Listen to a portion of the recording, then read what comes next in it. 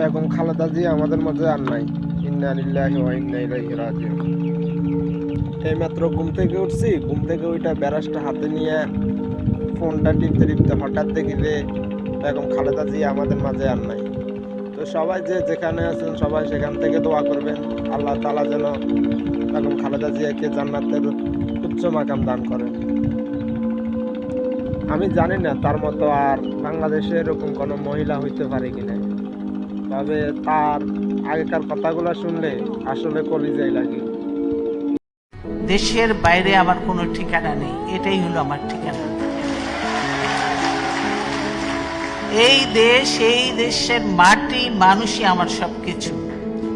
আমি বলেছি আমার কিছু চাই না, আমি এখন জনগণের জন্য, দেশের জন্য, মানুষের জন্য কাজ করতে চাই। আমার প্রধানমন্ত্রী হওয়ার কোনো শখ নেই।